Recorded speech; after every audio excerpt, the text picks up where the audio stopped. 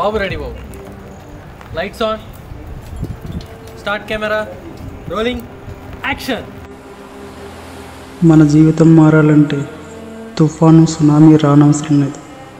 ఒక చిన్న తప్పు చేస్తే చాలు మన జీవితం అతలాకుతలం అయిపోవడానికి. అలాంటి తప్పే నా జీవితంలో చేశాను. మదమెక్కి చేశానో మత్తెక్కి చేశానో తెలియదు, కానీ తప్పు చేశాను.